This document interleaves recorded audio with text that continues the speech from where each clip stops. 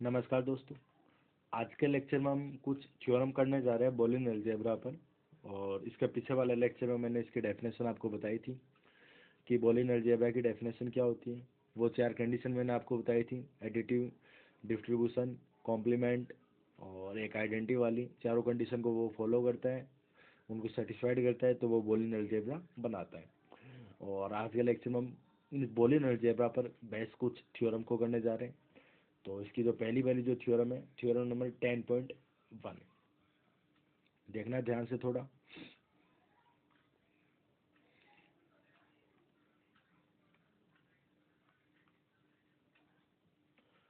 Theorem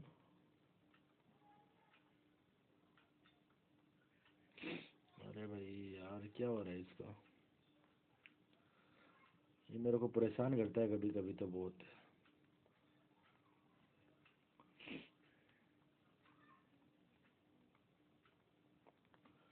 theorem number आपका 10.1। अच्छा, 10.1 आपकी क्या बोलती है? सबसे पहले आप इसका स्टेटमेंट देख लो।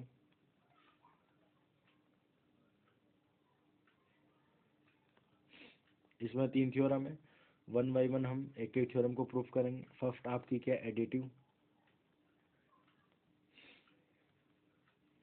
Additive additive identity.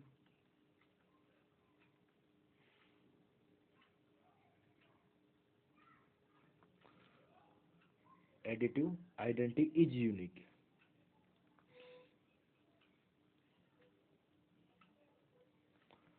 तो इसको थोड़ा देखना है किस तरीके से हम सोल्व करेंगे।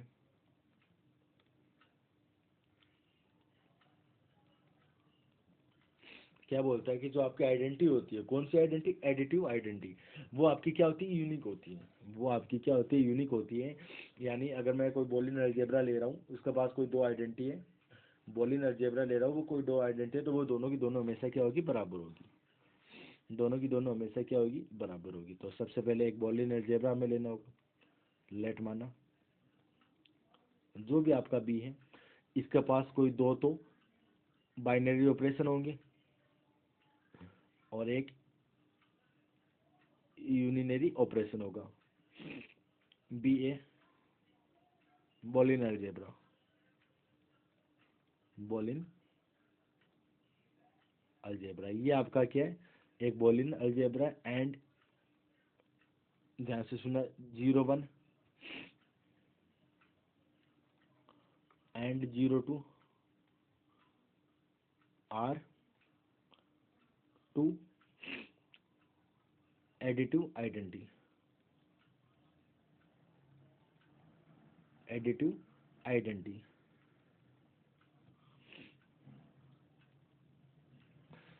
ये दोनों की दोनों क्या है? एडिटिव आइडेंटिटी है।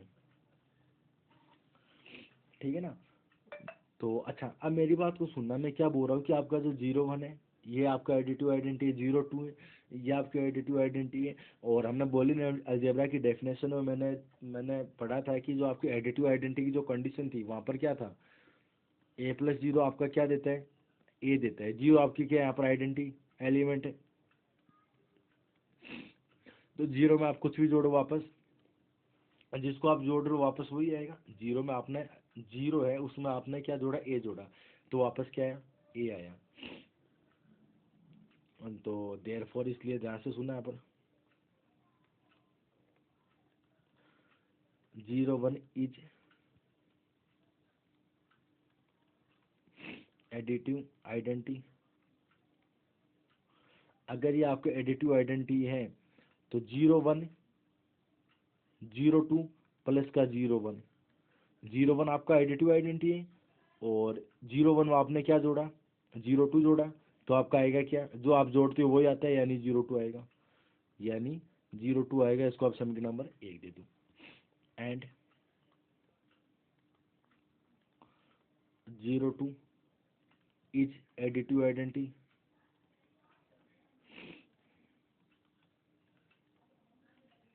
इसका मतलब क्या हुआ कि 0 2 में आप कुछ भी जोड़ो, ये आपका 0 2 है, उसमें मैंने 0 1 जोड़ा, तो आपका आएगा क्या? वापस 0 1।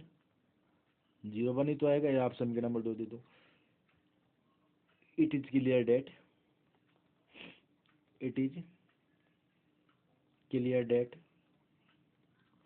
from equation first and equation 2 we get समीकरण नंबर 1 और समीकरण नंबर 2 से ये क्लियर है कि आपका 0 1 किसके बराबर आएगा 0 2 0 1 किसके बराबर आएगा 0 2 दैट मीन्स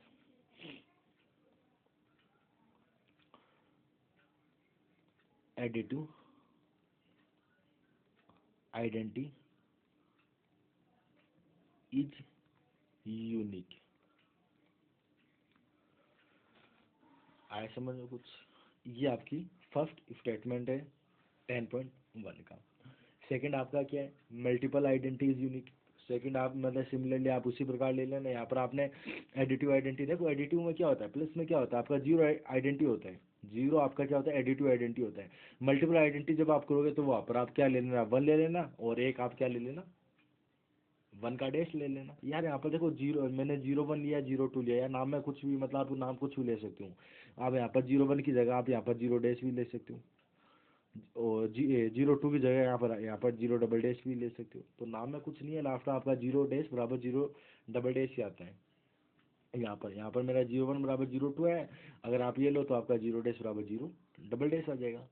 तो मल्टीपल में आप क्या कर लेना मल्टीपल में आपको क्या करना है आप 1 ले लेना 1 डैश ले लेना और 1 का डबल डैश ले लेना 1 डैश ले लेना और 1 का डबल डैश ले लेना। तो आप सिमिलरली आप इसी प्रकार उसको प्रूफ कर सकते हो। ठीक है ना, इसी प्रकार आप उसको प्रूफ कर सकते हो। तो यार कुछ ज़्यादा हार्ड नहीं है, कुछ ज़्यादा हार्ड नहीं है। एक बार आप इसको देखना आपको समझ में आ जाएगा। ठीक है ना, चलो हम अगली थ्योरम में स्टार्ट करते हैं। अगली जो थ्योरम है वो है मेरी 10.2। थ्योरम मेरी कौन सी 10.2।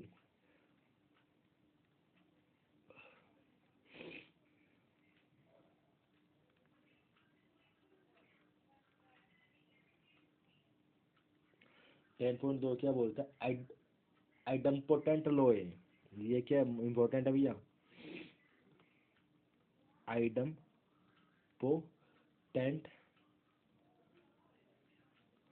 लो आइडम्पोटेंट लो आइडम्पोटेंट लो क्या बोलते हैं जो आपकी इसमें फर्स्ट कंडीशन जो आएगी वो आपकी क्या आएगी ए प्लस का ए। आपने ए में ए जोड़ा वापस क्या है ए ही आया। सेकंड क्या बोलता है कंडीशन ए को आपने ए से गुणा किया वापस क्या आया ए ही आया। ठीक है ना, और ए और बी दोनों के दोनों आपके कहाँ से बिलोंग कर रहे हैं अच्छा बी तो है ही नहीं। ए आपका कहाँ से बिलोंग कर रहा है बोलिन अलजेब्रा से। ए मेरा कहाँ से बिलोंग कर रहा है बोलिन अलजेब्रा यानी बी से बिलोंग कर रहा है। ये आपका क्या बोलता है आइडम्पोटेंट लो बोलता है। ये आपका क्या बोलता है आइडम्पोटेंट लो बोलता है। ठीक है ना, अच्छा इसको प्रूफ कैसे करेंगे इसको प्रूफ कैसे करेंगे प्रूफ ही तो करना है। तो नाउ ध्यान से देखना मैं एलएचएस लेकर चलता हूँ ए प्लस ए बराबर होगा ए प्लस ए डॉट 1। अच्छा ये इसके बराबर कैसे होगा ये मैंने कहाँ से लिखी ये बात मैंने कहाँ से लिखी कि ए प्लस ए बराबर होगा ए प्लस ए डॉट ए। नहीं आया चलो दिखाता हूँ आ जाओ पीछे आओ पीछे आओ पीछे आओ यहाँ पर आ जाओ। देखो मल्टीपल आइडेंटिटी क्या बोलती है जो B3 जो हमारी जो कंडीशन थी B3 कंडीशन जो थी सुनना मेरी बात को ध्यान से सुनना मेरी बात को। जो B3 आपकी जो कंडीशन थी वो कंडीशन यही तो है देख लो B3 जो कंडीशन थी वो यही तो है कि किसी एलिमेंट को एक से गुणा करने पर वापस वो का वही एलिमेंट आता है। किसी एलिमेंट को एक से गुणा करने पर वापस वो का वो एलिमेंट आता है यानी ए बराबर हो जाएगा ए डॉट 1। ये आपकी क्या बोलते हैं मल्टीप्लेक्टिव आइडेंटिटी है। तो यही तो मैंने यहाँ पर किया है ए प्लस ए इसको मैंने एक से गुणा किया तो वापस यही तो आएगा यानी ए प्लस ए डॉट 1 बराबर क्या आ जाएगा ए प्लस का ए। तो यहाँ पर आप कारण भी लिख सकते हो कि मैंने कहाँ से लिखी इस बात को। ये आप बोल सकते हो बाई मतलब यहाँ पर लिख सकते हो बी थ्री और पूरा लिखना चाहते हो तो पूरा लिख दो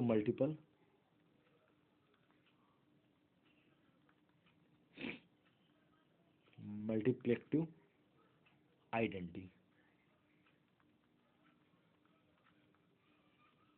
ठीक है ना, मल्टीप्लेक्टिव आइडेंटिटी। यहाँ तक क्लियर? ठीक है, चलो आगे बढ़ो। यहाँ पर आपका क्या चल रहा है, ए प्लस ए प्लस ए। यहाँ पर आपका क्या चल रहा है, ए प्लस ए। ठीक है, ठीक है, A plus A as it is. इस ए को मैं क्या लिख सकता हूँ, ए प्लस ए डैश। अच्छा ए को, सॉरी 1 को मैं क्या लिख सकता हूँ, ए प्लस का ए डैश। कहाँ से लिखा मैंने ये बात, आ जाओ पीछे आ जाओ। ये देखो, ए प्लस ए डैश क्या होता है, 1 होता है। ए प्लस ए डैश क्या होता है, 1 होता है। यानी 1 को मैं क्या लिख सकता हूँ, ए प्लस ए डैश। कौन सी कंडीशन, कॉम्प्लीमेंट है B4। कहाँ से लिखा मैंने बात, B4 कॉम्प्लीमेंट।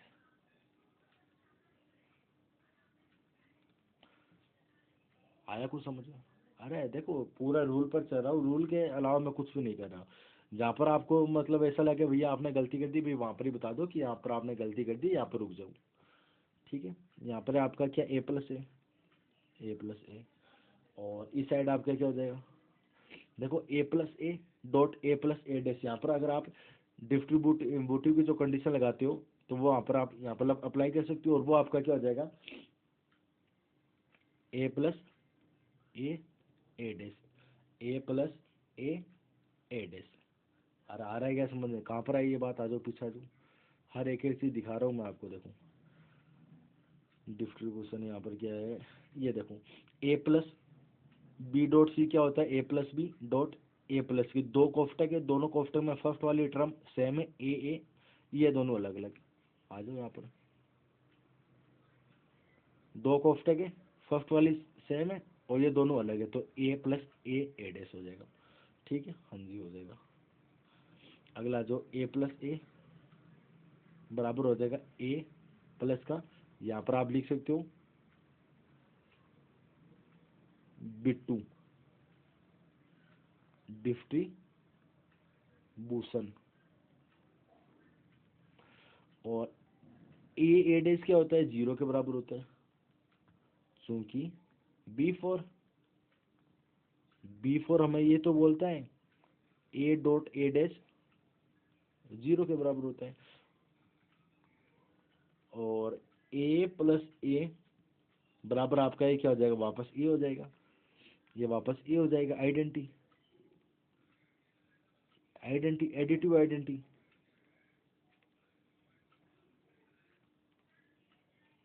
Additive identity. तो जो भी आप करना चाहते हो ना भाई, रूल पर चलो, रूल के अलावा कुछ भी मत रहने दो। ठीक है ना, तभी मैं बोल रहा हूँ कि जो बूलियन अलजेब्रा की जो वो कंडीशन है वो आप याद कर लो, चार कौन कौन सी कंडीशन है बूलियन अलजेब्रा में, तो आपको कोई दिक्कत नहीं होगी इसके लिए।